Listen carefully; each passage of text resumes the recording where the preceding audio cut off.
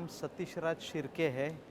मैं मूल मेरा जन्म और रहवासी मैं बारामती पुणे ज़िला महाराष्ट्र से हूँ, लेकिन हमारा सोशल एक्टिविटीज़ का और पॉलिटिकल काम पूरे महाराष्ट्र में चलता है। मैं फॉरवर्ड ब्लॉक पार्टी का सीसी मेंबर और कल्चर और क्रीड़ा डिपार्टमेंट का हेड हूँ इंडिया का।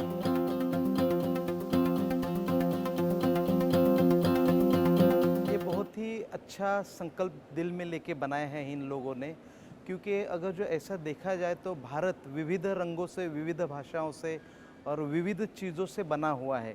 अगर जो भारत का अगर जो सभी खरे सच्चे मायने में अगर जो भारत भ्रमण करने जाओ तो हमारी आधी ज़िंदगी हमें इसमें घलानी पड़ेगा, और पूरा भारत को इकट्ठा लाकर भारत का दर्शन एक जगह पे करके देना, ये बहुत ही बड़ी बात है और आप लोगों ने वो सक्सेस करके दिखाई। इसके लिए मैं बहुत ही खुश हूँ।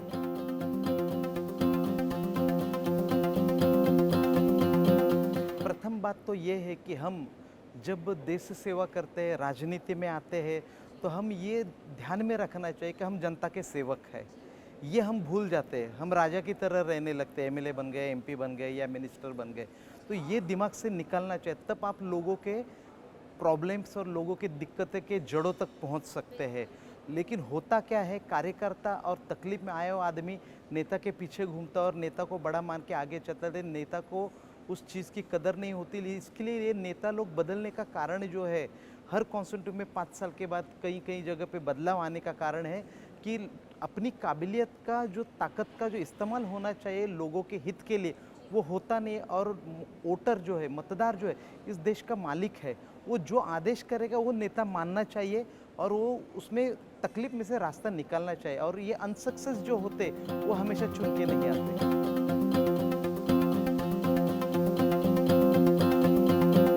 हमें अलग ऐसी करने की चीज़ ऐसी है हमारी डेमोक्रेसी में, हमारी पब्लिक सेक्टर में देखा जाए कि या डेमोक्रेसी में देखा जाए, आज एक छोटा से छोटा आदमी भी बड़े से बड़े, जैसे कि अभी आप जियो सेंटर में है, अदानी ग्रुप अंबानी ग्रुप का जियो सेंटर है, इनको भी चैलेंज करने की क्षमता एक छोटा आदमी रखता है और वो पावर से। और जियो सेंटर के जो ओनर्स है उनको भी वोट को वही कीमत है और छोटे आदमी के भी वोट को वही कीमत। ऐसे नहीं कि अदानी अंबानी या ऐसे बड़े लोग जो है फाइनेंस में या इनको 2 वोट की परमिशन या 4 वोट की परमिशन, ये डेमोक्रेसी का डिफरेंस जो अपना है वो बहुत बड़ा है।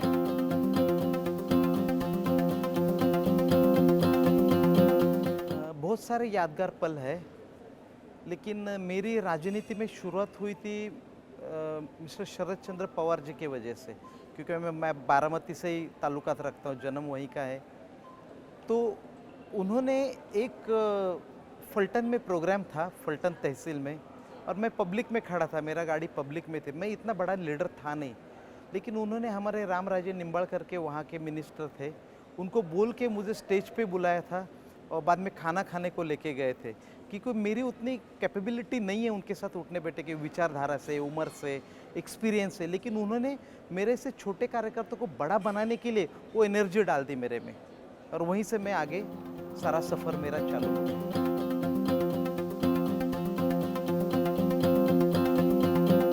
मेरी सबसे बड़ी ताकत और मेरी सबसे बड़ी स्ट्रेंथ, फर्स्ट, नेताजी सुभाष चंद्र बोस के विचार, उन्होंने किया हुआ कार्य मायने रख के, उन्होंने जैसे हिंदुस्तान से बाहर जाकर 70,000 लोगों की फ़ौज तैयार की, शस्त्रधारी फ़ौज, वो और आज़ादी के लिए उनमें से आधे शहीद हो गए।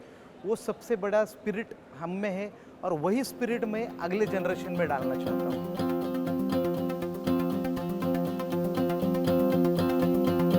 बैलेंस तो लाना पड़ेगा मैडम, क्योंकि पृथ्वी गोल है, अर्थ गोल है, तो बैलेंस तो रखना पड़ेगा, ना तो एक जगह पे गिर जाएगी।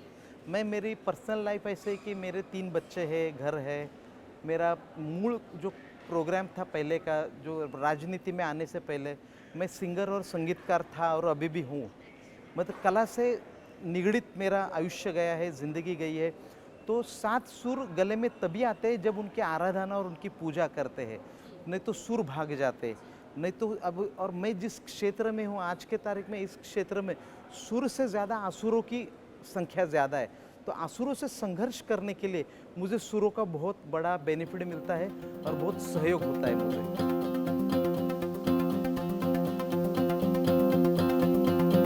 युवाओं को एडवाइस ये देना चाहते हैं कि हम आज का जो युवा है बहुत सारी जगह पे नशे में धुत हो रहा है, एडवांस कल्चरल की तरफ जा रहा है, क्योंकि भारत की संस्कृति सबसे पुरानी संस्कृति है। भारत एक एक ज़माने में विद्यापीठ क्या है, जैसे अभी ये एमआईटी ने जो आपका ये प्रोग्राम वगैरह मैनेज किया, सब कुछ किया, उस वक्त दुनिया में कहीं पर शिक्षा प्रणाली नहीं थी। उस वक्त सिर्फ अपने भारतवर्ष में, पूरे भारतवर्ष बोलते पूरे वर्ल्ड में, वर्ल्ड को भारतवर्ष कहा जाता है, तो उस वक्त सिर्फ हिंदुस्तान में दो विद्यापीठ थे, एक था नालंदा, एक था तक्षशिला।